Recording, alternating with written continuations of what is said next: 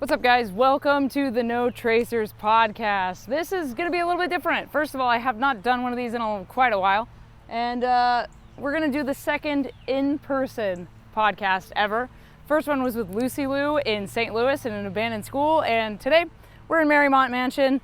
Let's go talk to a guy named Chris who has given about 90 tours in this place. He's been obsessed with this place in a way that I've never experienced, and I'm excited to hear not only the history, but his story and kind of why he fell in love with this place. And this is also an attempt to save it. So let's get into this podcast. Welcome to the show. This is No Tracers.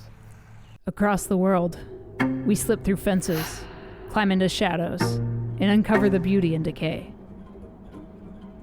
We are the Unseen Network, a community of explorers, documenting what the world left behind. Welcome to No Tracers, a podcast of true urban exploration stories. My name is Kay, and together with fellow adventurers, we're bringing the forgotten back to life, with one common thing in mind: leave no trace.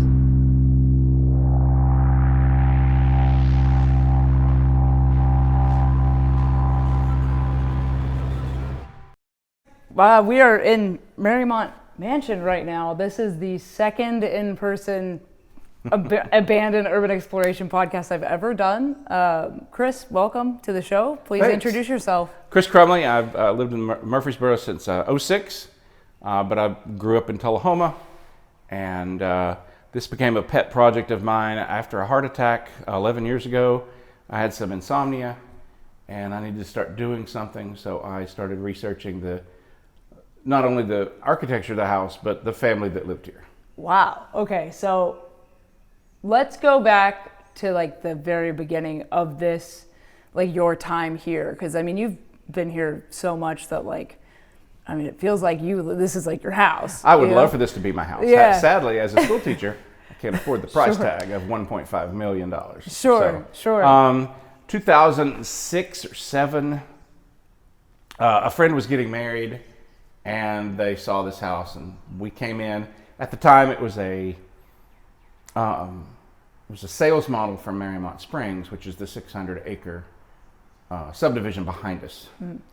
And then they didn't do weddings, so it kind of fell off my radar for a while. I would come here when it snowed, and it was pretty. In about 2009, Bob Parks had sold all the lots at Marymont Springs, and then this was going to become the clubhouse. Wow. You could rent it out. The driveway was going to be split around the house. Okay. There was going to be a pool in the back, and these rooms would be available for meetings or venues or whatever. Sadly, the housing crisis, 2009, shut everything down, and nobody wanted to spend money on anything like that. So this house became kind of neglected. 2014, it was sold. It and 5 acres were sold. And then that developer has done a horseshoe of houses around it to where there's only 2.8 acres left. Oh, okay. The original 2,000. Wow.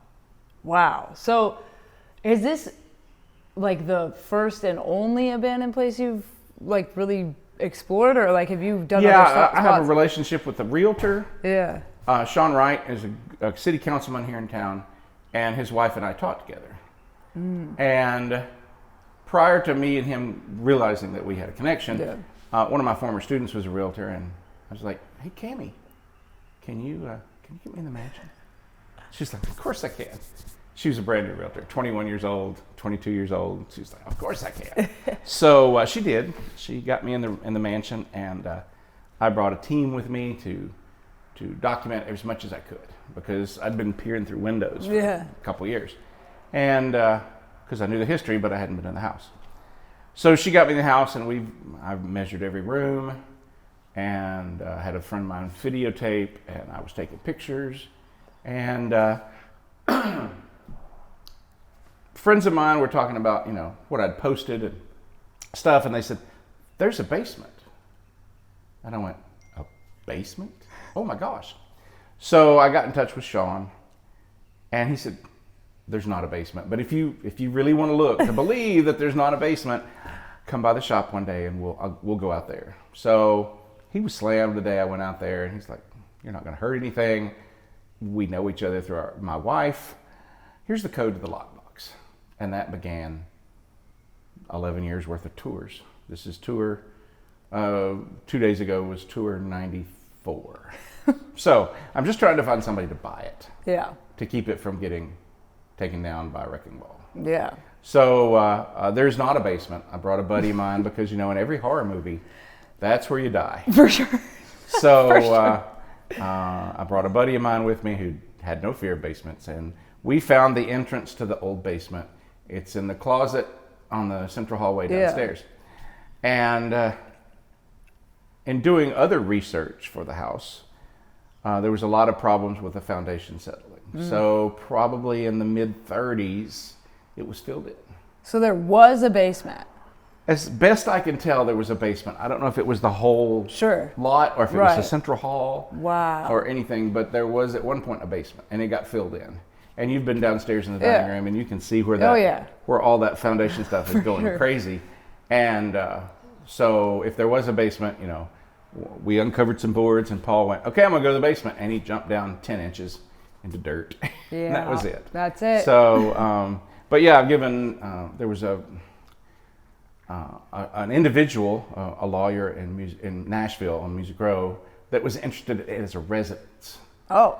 And Jenny wanted to do that as a residence. So she was looking into it, and then when she found out that this was several years ago, foundation issues alone would be $250,000, she's like, "I'm out." Yeah. She still is trying to find a way to save it, but she can't do it as a residence. And then there were a couple of people, 3 or 4 investors locally here in Murfeesboro, that wanted to turn this into a wine bar and an acoustic venue. Okay, I mean, sure. And they petitioned the city for liquor by the drink. Yep. And all that kind of stuff moves glacially slow in city government. And by the time the city said, "Yeah, you can sell liquor by the drink," they had lost 3 or 4 of their investors. Yeah. Dang. So that's the history of my involvement with the house. Sadly, over time, and especially during COVID, people broke in. Of course. People graffitied the place. We're not showing all the graffiti today, but thank you very much. But other people have posted the graffiti, and some of it's pretty bad stuff. But then some Christians, I assume, came in with some purple glitter paint and painted over some of the bad graffiti and added their own. So it is what it is. Sure. Yeah, it is one of my least favorite things that happens in abandoned places is like the tacky graffiti. Like if you're gonna come in and paint, like do something nice. You do a mural nice. like a train from New York City. I mean, I've seen some cool graffiti in like some of the paper mills I've explored. I've seen like they've turned like some of the machinery into like the Pac-Man ghost with Pac-Man eating the ghost. Like some of it is pretty decent, but like this kind of stuff, this is so like high schoolers breaking in and graffitiing type thing. Yeah, and then personally, on a completely personal level, because I've been attached to this so much, I proposed on the Juliet balcony just in front of us off camera. And then, not this ring because it broke, but my wedding ring has brick dust and plaster dust inside the ring for my wedding. When you told me that the first time we met here, I was like, dang, this guy's really like connected to this place. Like it's and I immediately was like, I have to talk to you more. Like usually on this podcast I have people that have been exploring all over the place for years, but I think your story is so unique, especially with this property and like the fact you're trying to like save it, and to the best of your ability and kind of get people involved. And when we talked about that, I was like, well, I don't know, maybe this can help, maybe not, but at least it'll like give this place kind of a send off if it doesn't. Right. Yeah. And it has been condemned by the city. Sure.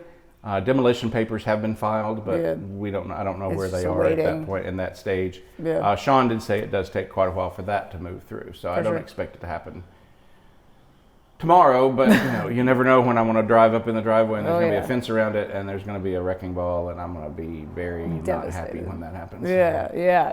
Let's talk about like the history of this place. Like, can you talk about? I mean, you're the local historian of this place. I feel like you know more than anybody. I'm the what do they call the river guide that drives you through that little part of the river that knows where all the sandbars are. So you can edit all this out as you need to, but I'll start at the beginning. So. Hiram and Nimrod Jenkins in the after the Revolutionary War, probably 1780s, they got a Revolutionary War land grant for 2,000 acres. Now, modernity has shown up. So for your listeners and watchers, that would be from Old Salem Road to 96 and all the way to Veterans Parkway behind us. And that was 2,000 acres, and they had, the family donated 12 boxes worth of information about the history of the house to MTSU Special Collections. Wow. Where anybody can go and... Yeah, it's public. It's public, yeah. Anybody can go and see what crops they were, how much cotton they raised, all that stuff. And they also, because it was in the time of slavery, they listed the names of all the slaves. And there were 55 slaves on the property for the Jenkins family at one point. And they had a one cabin, Hiram and Nimrod had two cabins over by Overall Creek, log cabins, long gone. And they started building this probably in 1859, is what I'm guessing. Okay. And the bricks, if you don't know a lot about Greek Revival houses from 1850s, there are no drywall and studs. It is solid brick walls. We're in the second floor, so these walls are 3 bricks thick. If we go down to the first floor, they are 4 bricks thick. We go to the foundation / maybe basement, there are 5 bricks thick. Okay. And then you put plaster over that, and then you put wallpaper or you paint. Most people wallpapered. Yeah. So the slaves built the house. They fired every brick, probably 120,000 bricks, I'm guessing, on the property. And then they built the house. Wow. So now the house is complete, or mostly complete. Civil War is going on, raging outside, Stones River area, all that stuff. And at some point, Nashville fell to the Union. Yeah. So every slave, all 55 of them, kids included, left the Jenkins family and went to go fight for the Union in Nashville. So after the war, Hiram and Nimrod are still here. They're progeny. Hiram Jr., Nimrod the second. Nimrod the first was a bachelor, never married. So when you're doing the genealogy of the place and you start getting all that, your eyes will go crossed. So anyway, now we're up to Hiram Jr. and Nimrod II. And like I said, the slaves came back as sharecroppers and worked the land, still 2,000 acres of cotton, but now they were getting paid.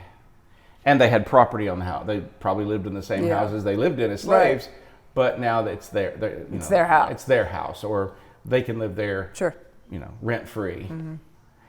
Nimrod Jenkins married Jane Woodson Moore, and they had a daughter. Her name was Alice.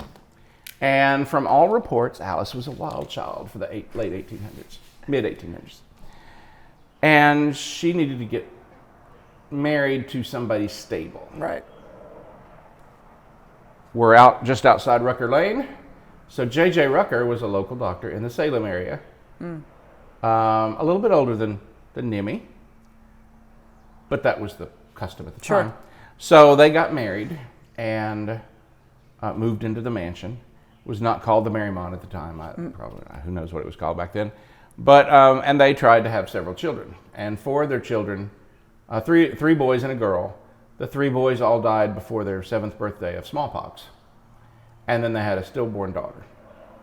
The 5th child was Mary Rucker. And she made it through adolescence. And at that point, JJ was so happy and Nimmy were so happy that they named the place Marymont. So that's how the name Marymont got in. Mary wed R.E. Donnell, who was a banker in the area. And the Ruckers were friends with the Polk family. Sarah Polk had ties to Murfeesboro, and her husband was the governor of the state at one point. So they were running in high circles, wealthy circles at the time. Plus, if you have, and I think at the mansion at this point, the property had been culled down to about maybe 1,000 acres or 600 acres, something smaller. Sure. Because as people died, you had inheritance taxes. Of course. And they were very much in the British style, where you died, you had to pay like half your estate to the state. So as they did that, they had to sell stuff off to afford to live, to keep it off. Gosh. So yeah, it was quite draconian, but very British. Yeah. If you've watched Downton Abbey a little bit, you can you can follow that historical line of entail and inheritance. But so JJ and Nemi are here, and about 1879, the front of the house was decrepit. So he put the 4 columns on that are 26 feet tall, with the Ionic capitals turned to 45, and did the Italianate core bells that are going around the whole house. And probably spruced up the Juliet balcony just a little bit. Nobody has any pictures from that day, so we don't know what it looks like. But the rest of the house is original. It's currently a 4x0. There was an L on the back, a 1-story L that went straight back out of the dining room. And it had a smokehouse, a kitchen, and then 2 slaves' quarters, which later became 2 bedrooms. And so, Mary and R.E. are living here. They had several children. Of note is Jim Donnell, James, their son. He was big into farming. And he had a farm here. He farmed the 600 acres here. Probably in cotton, but he may have been in other things. And he had a 20,000 acre ranch in Mississippi. 20,000? 20,000, yeah. For sure. So he, oh my God. As a grown man, he never lived in the mansion. Oh, okay. As a child he did, but as a grown man he didn't. He spent most of his time taking care of 20,000 acres in Mississippi. And if you go back to the early tax pictures, and if you want a couple, I can send them to you. Yeah, please. You can see the remnants of his landing strip. For his plane. For his Cessna, probably. Sure. His private plane, right outside the library is right down below us, the front bedroom on the north side. And you could see the remnants of his landing strip in 2004. That's insane. So he married, and his daughter, Mary Ann, was tied to she was tied to the mansion. She did her master's thesis at MTSU on the complete history of the house, down to wallpaper, down to when the doors were added on the northern side of the upper stairs. Yeah.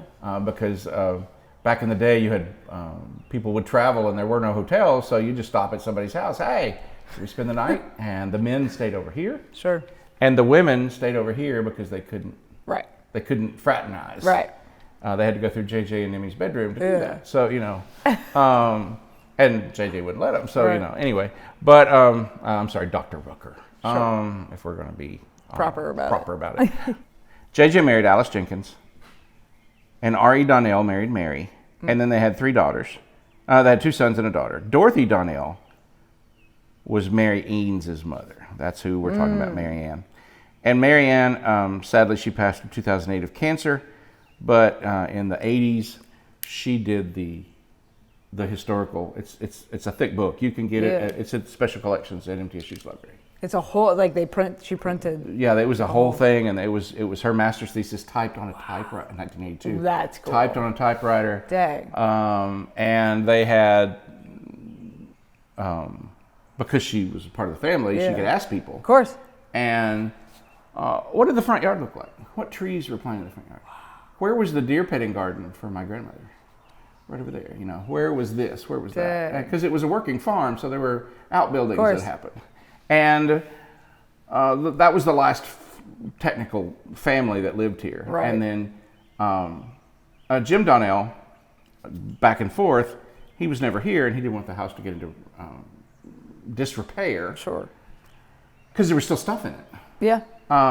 When Mary did when she did her thesis, she took pictures of every room, and there were stuff with, cloths over the sofa. Wow. And chairs and stuff like that. Wow. And they have pictures of that. Sadly, they thought a Xerox copy would suffice. So I don't know where the original pictures are that go with that. Man. But it is. It's in a box somewhere. Maybe in the basement. Yeah, right, in the basement. I don't know. No, the basement was filled in as 39, so there shouldn't be in the basement. But so Mr. Donnell hired asked some students to live here, college students from MTSU. And just to keep it up from like... Just to keep people out. Okay. They had converted, there was a double porch. And if you've been to Carnton Plantation in Franklin, it's very similar. It's from all the reports I've heard. So there was a double porch that they enclosed and modernized. They put in electricity and lights and probably a television antenna, whatever. Yeah.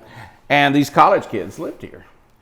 And from friends of mine that I've met since I've been back in Murfeesboro, there were some epic college parties in the place. Oh my God. If the walls could talk. Yeah, sure. I'm sure. Oh my God. And then in 2000, early 2000s, 2003 maybe, I can't remember exactly, there was a huge fire. And you can see part of it behind us, that took out the L and took out the back porch. And then really destroyed the ceilings in here and the wallpaper in here. And they used the insurance proceeds not to restore it, but to put on a really good metal roof that has lasted since 26 years now. Wow. Or so. Dang. And then, so nobody's living here after the fire.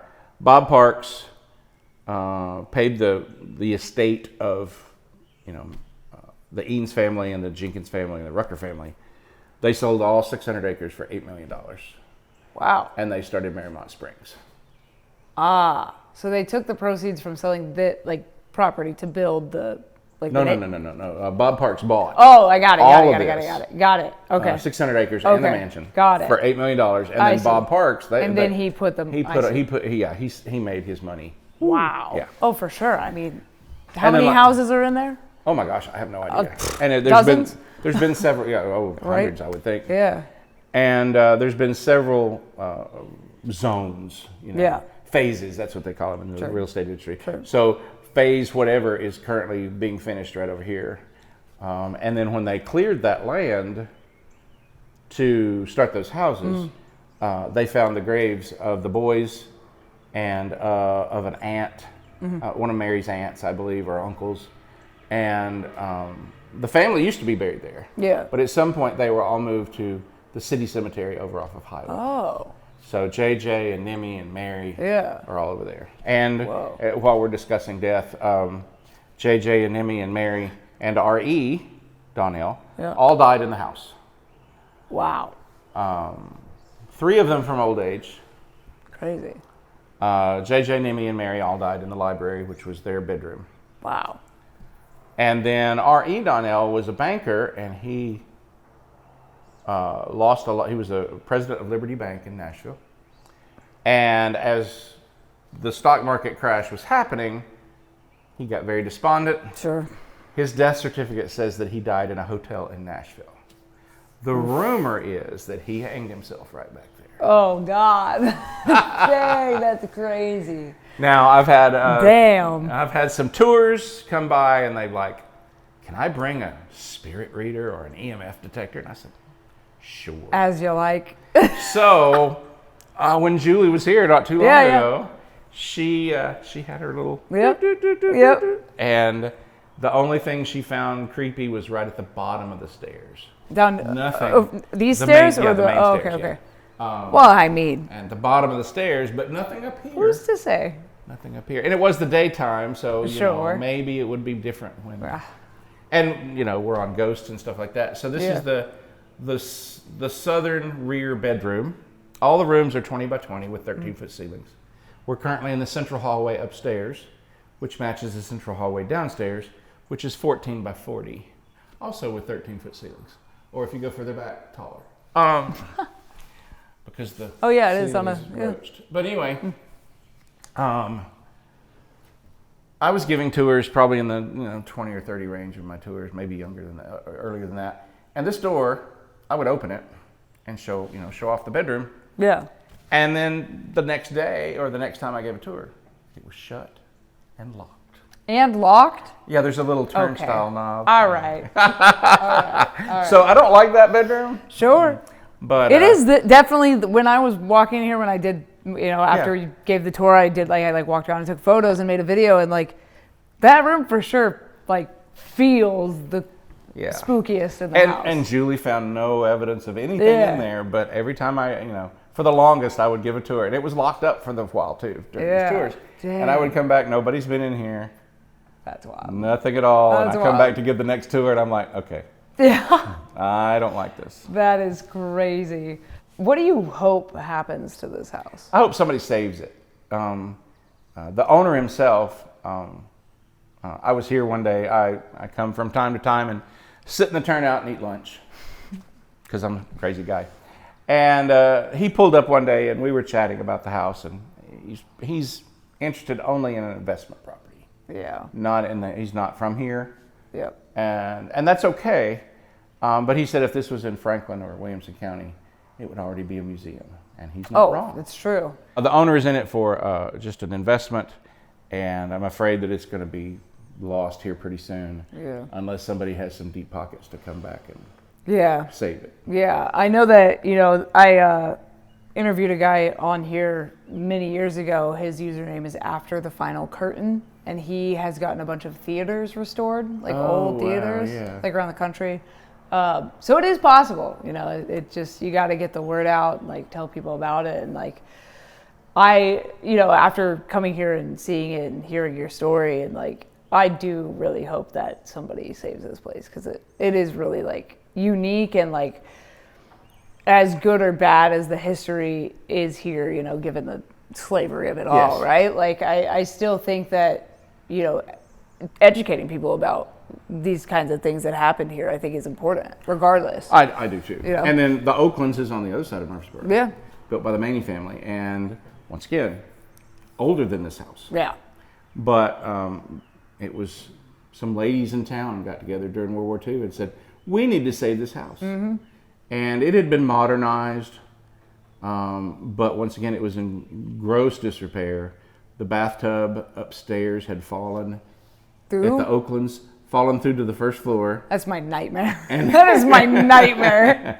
And it was clawfoot tub. So, so heavy. Yeah, heavy and probably full of water from the leaks. And it had fallen through. And when they restored it, they left the dents that it put in the staircase. No, that's cool. Because I got married there. Sure. As opposed to here, because here wasn't ready. Sure. And Connor Moss is just absolutely wonderful over there. Him and James do a great job with the Oaklands. But we were getting the tour. Yeah. And he's like, see that dent? I was like, yeah, what caused that? And he said, bathtub. Bathtub is crazy. Wow. Dang. But it would be nice to see it as a venue. Yeah. It would be nice to see it as a private residence. Sure. Sadly, modernity has encroached upon it. We're down to 2.8 acres out of the original 2,000. Right, which devalues it as well. So it just limits what you can do as a venue, because where are you going to park everybody? Right. Right. What are you going to do besides have a house? Yeah. You're going to have to build like the Oaklands built an exterior place that's modern. Sure. Like a carriage house where they have a banquet hall and a kitchen and a gift shop and stuff like that. Of course. So where are you going to put all that? Where are you going to put all the people that come? Yeah. The Oaklands has a park right next door, and they are part of a park. Sure. So they have easier access than we do here. If this was of course. In an imperfect world, let's say the mansion, they sell the land and they want to save the mansion. Then I would petition for it to be deconstructed. Yeah, not demolished. Not demolished, where you take everything out that is salvageable. Yep. All the woodwork. Yep. These floors. The beams, I don't know if you can see behind us. Yeah. They are 14 inches tall. These are 15 feet wide. Wow. And they are 3 inches thick. The joists in the upstairs joists of the other bedrooms are larger. Wow. And they were, virgin growth trees from here from 1859. That's crazy. And then my one thing I say, and we can't see it here, but in the central hallway downstairs, the main staircase, the railing, was carved by a Columbia guy. His name was Nathan Vaught. As he got more well known, he started building his own houses. And the Pillow House, I believe, is in Clarksville area. Okay. And then he's had several other houses that he did stuff, but he did the woodworking downstairs. Dang. And so that stair rail is is the oldest decorative wood in the house. Yeah. I think. Wild. It's such an interesting place. You know, I got to explore Woodlawn Plantation down in LaGrange. Oh, wow. Another plantation house. Also had ties to like the Revolutionary War, things like that. William Tecumseh Sherman stayed there with like his troops at the time. So I got hired to go film a documentary for some ghost hunters down nice. there. So I did a whole piece on that, which was a wild experience. We were there for like 5 hours at night, like trying to, find whatever. But just like fascinating because I mean, we are in the South, there's a lot of these kind of properties down here. But yeah, I really do hope that there's a way to kind of keep this place alive somehow. I'm working on it. Yeah, man. If this house, does get torn down or replaced, or regardless of what happens to it, what's next for you? Do you move on to another? Do you have any like eyes on any other spots, or is this it? This was it. This came out of a period of insomnia after my heart attack and open heart surgery. Right. I'd been here a little bit to get like, I think 2008 was the first picture I took. Yeah. When it was snowing. I was, this is not like you. This is sure. This is your gig. Yeah, You go and document everything. Sure. I don't. Yeah. So yeah, I have no idea what I'll do. My mother thinks I'm crazy. My wife thinks I'm crazy, and I'm like, hey, maybe I'm not drinking, I'm not gambling, and I'm not chasing women. And my wife will go, yeah, you're chasing Mary and Nimmy though. That's so funny. I mean, yeah, when all is said and done, I hope that you like put out a coffee table book or like a photo book or something, because you've got the most, arguably probably the most documentation of this place of anybody aside from Mary, right? Since Mary Ann did it in the '82 when her treatise came out. Yeah. But yeah, as far as and Mr. Murfeesboro does a good job. Bill Wilson is a realtor in town, and he's gotten in the house before using his connections as a realtor. A long time ago. Well, he's been in it since it's kind of come downhill too. But he was in it, back in the day, and he's posted his pictures randomly, and that's actually how we got connected. Yeah. Because he posted some stuff, and then Julie Howard commented. Yep. And she's posted some stuff, and that's just getting word of mouth out. Of course. To try to save this old girl before the wrecking ball happens. Yeah, and I mean, that Facebook group, the Abandoned Nashville Facebook group, Jeremy created that. The first time I ever explored anything abandoned in Tennessee was with Jeremy, the guy that made that Facebook group. Nice. He's now since moved to California. His father passed, so he had to make his way out there to go, deal with all that stuff. But I mean, it's that is one of the good things about like the community of urban exploring is that the connections are really cool, and it allows to do things like this, but man, like if people want to somehow, I don't know, if somebody's interested in buying the property or anything, how can they, what resources are there for them to like? Shawn Wright is here in town, Century 21 Wright Realty. You can Google him and find out. I'll put a link in the description. Yeah, that'll be cool. Yeah. And like I said, there's some developers looking at it right now because the demolition order has been filed with the city. Yeah. It's been condemned. With those two things, it can be taken off the National Historic Register of Places. Yeah. It got that designation in 79. Dang. 1979. I didn't realize that was what could get it taken off of that, but that makes sense. And the owner has had it on and off the market since he bought it in 2014. Yeah. So it's been 12 years with no takers. So that also diminishes the fact that makes it easier for that to come off. Yeah. The big problem is the condemnation with the foundation in the library and the front and the dining room. Yeah. And that wall is pulling the central hallway wall down, and that's why there's all that plaster. Yeah. In the central hallway downstairs. Dang. Well, regardless of what happens with this place, thank you for bringing us in here, and it'll be a historic record. At exactly. Sadly. Yeah. Or it'll be a historic record for whoever buys it. Or closing of a chapter, Right. Yeah. But, and I'm a teacher by trade. I teach guitar at Laverne High School, but also have a photography business. And I've already offered. I keep thinking somebody's driving up the driveway.